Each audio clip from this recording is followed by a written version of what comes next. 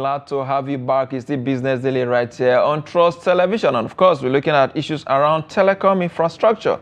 Over the weekend, we saw the meeting there between the Minister of Steel Development and that of the Minister of Communications. And the thrust of that meeting is for them to partner to boost local steel usage in terms of telecom infrastructure. There's a plan to at least install about 7,000 telecom towers.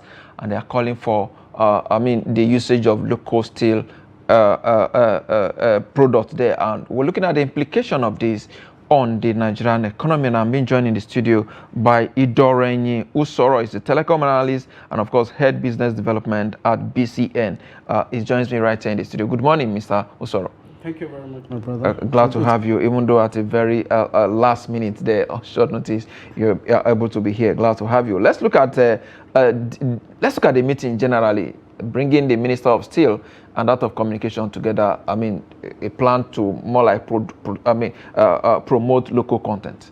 Yeah. Basically, it's really essential because if you look at the involvement in the tech space, you understand, it's something that needs a whole lot of collaboration. You understand, there have been issues around infrastructure. You understand, in some locations, you understand, where you have the fiber spread, you've had cases of theft. You've had cases of vandalism due to construction. So it's something that everybody needs to be. And then if you look even outside of the the urban areas into the rural, there are a whole lot of gaps when it comes to the infrastructure thing. So it's something that all hands needs to be on deck, you understand, to look at building the infrastructure, collaborating, sustaining it, and then even at the aspect of being able to build solutions, you understand, into the rural areas, you understand, that will kind of enhance the productivity across board. So it's something that it's something very, very worthy, and I think it's something that every other agency of government needs to look at. It's not something that one agency of government can handle alone. And indeed, it's not something only one agency can handle alone. Yeah. And of course, this kind of collaboration coming in is a very good one for the industry. Now, tell us, what impact in terms of cost, tariff will it have? I mean, Nigerians are more concerned about if this we're using local material to produce the mast and so many other things, there should be a reduction in terms of cost of services. Well, it might be. Well, I'm not in that space to know what it will be like in terms of even if from your professional point of view. Yes, if the telcos were actually going to agree to use those resources, don't forget that there are really going to be like cases of trying to see how durability and all that. But in terms of reducing cost, you understand, it's very, very necessary as a country. The cost of rendering services, whether you are a mobile provider, whether you are an infraco, a fiber service provider, or whether you are an MVNO, you understand, or a value-added service provider, so long as cost is high, it definitely translates to the to the end user. So it's very, very essential that we all do this, because when cost is high, your operational cost is high, whether it's capex or opex, you understand, it's going to get to a point that your operational cost will also increase. And this is not something, you have bills, you have workers, you have the place of business, you have even taxes and everything you're going to pay. So at the end, all that translates to cost to the customer. So I think it's something that we should look at. If the local manufacturing companies or maybe a government agency can actually help in making resources available to utilize by the telcos or by the infracos to make it, then it's something very huge, understand? Because it's going to reduce a whole lot of cost. Indeed, it's going to reduce a whole lot of cost. Talking about the contribution to the larger economy, how do you think that will be? Yeah. Apart from bringing the operational cost, you understand, there's actually going to be a whole lot, you understand, of benefit. Like I said earlier, when the cost is reduced from the operator side, whether OPEX or CAPEX, you understand, it means that we'll be able to do more with with minimal costs and all that. And as such, there'll really be no justification for you to be pushing the cost to the end user. So it's something that we can manage, and it's something that we can actually be able to manage and to reduce cost to the end users. Indeed, reducing cost to the end user. Do you think it in any way? Because I'm looking at when we're beginning to patronize the locally made steel to produce all of these things. Do you think in any way to create jobs and of course boost revenue for government? Definitely. I definitely know, because now when you have a lot of companies doing that production, it's going to take people off the street. And don't forget, we actually have a whole lot of unemployed people, especially youth, who really want to work and might not have the opportunity, either because there are no jobs or either because they do not get information on available jobs, you understand? So there would really be a lot of opportunity, because these guys, for them to really produce, they are going to need to hire Nigerians in the various locations, across various job skills, across various regions and states, you understand? So it's going to drive a whole value chain, you understand? And then you need people, you understand, to service this value chain. Indeed, you need people to service the value chain. What kind of support do you think we should give to companies with this kind of that are going to be involved in the production of these materials? I mean, talking about the larger support now from the federal government. At the government level, you know, so when people are taking off this kind of, then, you know, basically they will need to have enabling laws, you understand, to help drive growth in that market, you understand.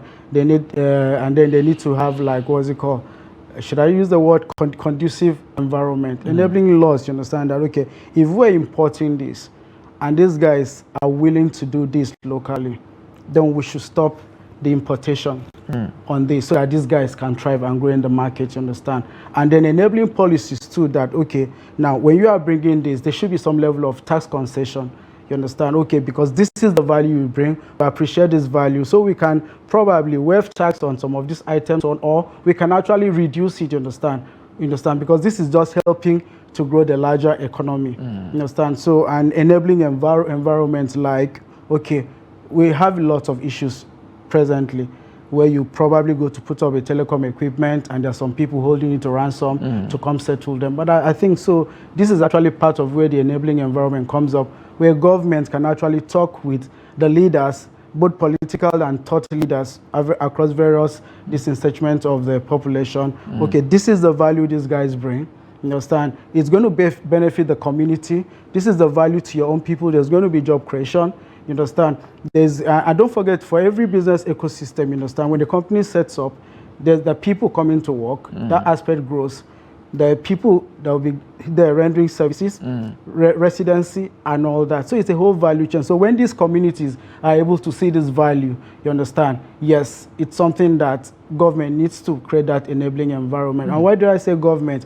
These guys could as well go talk to the locals. But another thing is that when government is involved and really showing, you understand, that they are part of this, the leaders, the thought leaders, the political leaders, they are going to listen to government and come down to these guys and talk. And then that way it's easy to get the message across. Indeed, a very good one there. And one of my major concerns as well with regards to telecom infrastructure, especially when it comes to protecting those infrastructures, it does seem that the telecom industry themselves will have to take that onerous responsibility of protecting their facility by themselves, which is also why the cost of all these things is transferred to the customers. If you go elsewhere outside this country, there is an incentive or a protection there by the government that for all these telecom companies to operate. You made mention about the business environment earlier on. Why is it difficult for our government to be able to provide adequate? We understand it's a private business, but they benefit the larger the larger society. Okay, when it comes to protecting telecom infrastructure, which is categorized as national assets, government is doing their best, I must say that, because I'm coming from the infraco part of it, where we have large fiber rings running around Abuja and other states of the federation. Now, what government has done is that the civil defense is responsible for protecting this infrastructure, you understand? Yes, they will definitely have their challenges in terms of operations, you understand? We've had issues where we've had fiber cuts. And a lot of fiber cuts, you understand, it's not all that is vandalism. A lot of times it has to do with construction companies, you understand? So you have where construction companies have rolled out bulldozers and equipment into some parts, you understand, without informing these network providers, you understand, this is the route you are going to do this. So we have conversations recently, especially around the FCT, where they are beginning to reach out to these companies. Look, we're going to be in Wuye. This is the construction. Where is your cable around? It's come locate your cable on the fiber side, and then you can fly it. You understand? You also have locations, you understand, outside of Abuja, where it might not really be. You have places like around Kebbi and Sokoto, where occasionally there are really damages, you understand? Sometimes it could be as an act of probably vandalism and still construction. But government is doing its bit, and that is why the civil defense is responsible for this. So a lot of times, these guys might not get done on time. But when you finally lodge a complaint about outage on a particular route, so what these guys have done is that they now deploy these people along that. I don't know what their internal constraints is, but they might have a problem getting somewhere on time or even being able to man telecom infrastructure. They are huge. And if you look at how large Nigeria is, imagine cell towers, imagine fiber routes, imagine POPs and all that. So it might be difficult to manage also. As a company too, the telcos on their own have people, you understand, on the field they're looking out and then to flag off when incidents arise. Indeed, a very good one there. Let's still get back to that the first topic we're talking about the collaboration between the Ministry of Steel and that of the Ministry of Communications there. Part of what was discussed there was the establishment of a technology hub within the Ajaokuta Industrial Park and Free Trade Zone to benefit northern Nigeria and by extension the country. How much of impact do you think this is going to have? And my also second leg of that question is the fact that we're looking at, patronizing the local infrastructure, but at the same time, we see telecom company voting about $1 billion there to import telecom network equipment to boost service delivery. Okay, so just like you said, it's a conversation that is ongoing between the two ministries. And don't forget that telecom operators, and they are all businesses, they are not going to sit and wait for this conversation to translate into action and then probably have everything in place for it to work. So as a business, you definitely still go ahead and make your own plans, you understand? So that is actually why every other company, irrespective of what government is doing, you understand, you're still going to have a backup plan or a plan B. If this happens, we're going to spend XYZ amount of money, you understand, to procure this. When that is done, definitely, it is a long-term thing. It's not something that is discussed in January and is going to happen in July. It's a long-term thing. So the companies will have to make their own backup plan, you understand, so that they don't go out of business or they don't have unsatisfied customers, you understand, who might end up migrating to other service providers and thereby losing revenue, you understand. So that's my thought. Yeah, with regards to the establishment of technology hub within the Ajaokuta Industrial Park. Okay, so for now, I understand the whole Ajaokuta thing. It's been a steal. I've personally been there. I've been there like twice. And the truth about Ajaokuta, when you go to Ajaokuta and see what it's there, it's a city on its own. It's not just a complex or a company. It's huge and all that. And if that is ongoing, you understand that it will be revived. It's a good thing. With regards to the technology hub, you understand, probably it could be a case of, okay, put away a tech hub there, you understand, being able to develop the capacity within that space, you understand. You have youths in that location, you understand. Probably it could be a capacity building thing that you're looking at, okay, if we're able to set up this hub, you understand, we could actually get youths, you understand, from there, you understand, and then to be part of this hub, job creation, business initiatives and all that. If you look at what is happening in various hubs around the country, see Yabacom in Lagos, you understand, see the Akwa Ibom Tech Hub, the Enugu Hub, you understand, and there's been lots of traction. Businesses are coming out of there, you understand. Some years ago, I was actually at the Tinapa Knowledge City in Cross River State, you understand, and then what happened then was you could see youth wake up in the morning, get excited to just go there, share ideas. Our youths are very, very innovative, you understand. The speed which they think is something that too, you understand, if we can also act to encourage them, you understand, and boost their confidence in that. So the hub development for me is a welcome. The hub, hub and incubation centers is a welcome. It will create this thing, a very, very conducive environment for learning and for growth of business. I'm sure most of these business you've seen, especially on the tech space, you've seen they've come out of different hubs. Yes, absolutely. I have also visited some tech hub as well around the country. You talked about Tinapa, but it all seems like maintaining this infrastructure is always a very difficult challenge that we face. How do we get through with this? I mean, you are in the industry, you manage telecom infrastructure. How do we get through all of this? I mean, we'll have a whole lot of hubs. You mentioned TINAPA, I've been there a couple of times as well. But it does, you look at from the beginning when the whole thing was commissioned, if you look at how the year has progressed, we tend to see a lot of dilapidation in terms of infrastructure. Yeah, those what's it called, infrastructure, they are huge capex, you understand, projects, you understand, and then even if you look at the OPEX too, is actually still going to be huge. So what has happened where most other projects, you understand, that are not properly, when you've probably not modeled a business case around it, you understand, it's better to have a hub that you can grow than for you to have one mass space, you understand, that over time. I can understand, yes, there will be major rooms, there will be breakout rooms and all that, but the thing is just that those hubs, one, they need to be generating revenue to sustain their existence, you understand? So, and will you want you to come in and pay? Not necessarily. You have partners that could, you have OEMs that could come up. You have the likes of HP that could provide hardware. You might have the likes of a main one or backbone connectivity network that will be able to produce connectivity to that, you understand, for this, thereby reducing costs that would have been expended on those. You have the likes of Oracle and Google that will definitely, maybe from their consultancy services and all that, and the knowledge, this in part, they might be able to contribute. So it reduces. But when it comes to the infrastructure cost is also a major thing. And so that is why I think a lot of times, you understand, we should actually build as hubs what we can sustain, understand, and also look at, understand, how we're able to kind of get resources to sustain it, because it doesn't make sense when you build a hub and 2 years, 3 years down, it's non-existent. Exactly. Yes, that is a major worry. And I was going to ask, are we copying what we cannot manage? Because if you travel out of Nigeria, you see a lot of well-managed tech hubs. But in Nigeria here, we go out, we like these things, we try to replicate them here, but managing them has always been a problem. Are we copying? Are we ready for technology transformation? No, we are ready for technology transfer. And with regards to copying, yes, we'll copy. We look at a TINAPA Knowledge City, we look at a Silicon Valley, and we're like, oh, this is a nice to have. But then do we also look at the climes in which those guys strive?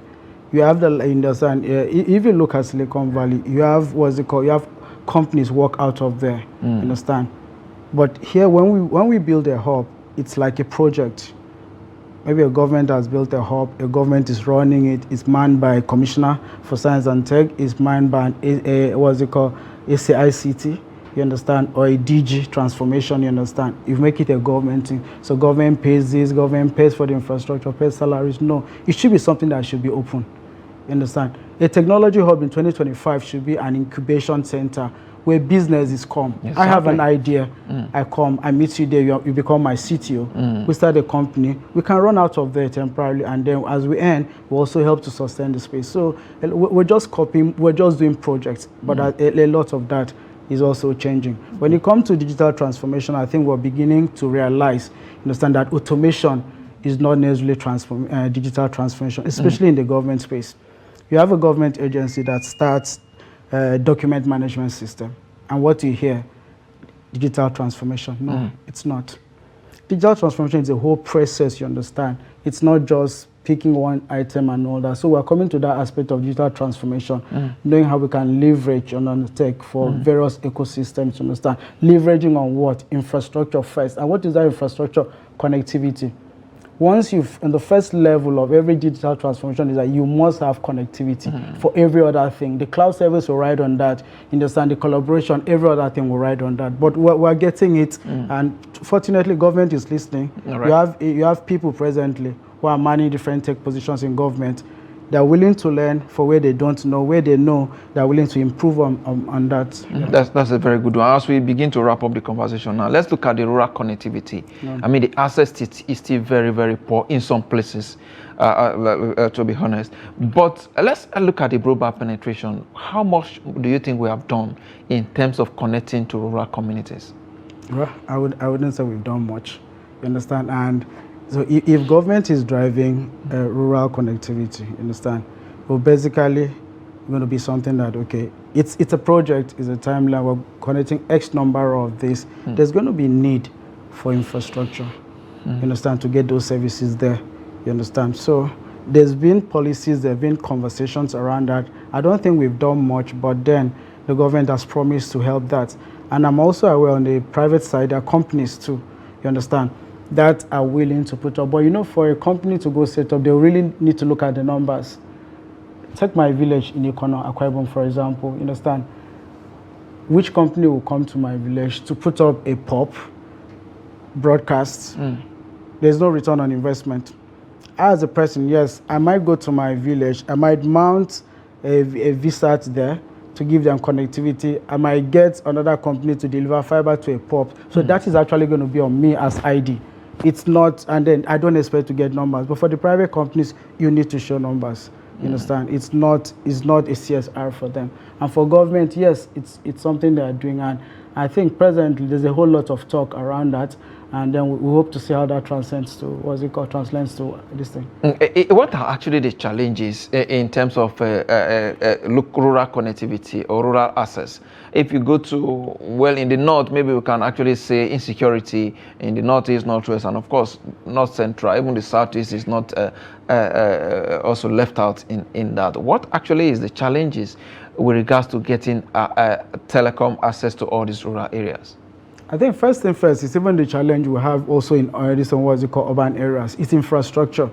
Most of the build we have, you understand, nobody has built builds a city with the intention of, okay, as we're doing this, as we're doing the the drainage system, let's also run fiber duct. It's not done. So coming back to do this, you understand, you're going to apply to government to get, I'm talking from a private perspective now, you're going to have to apply to government to get a right of way.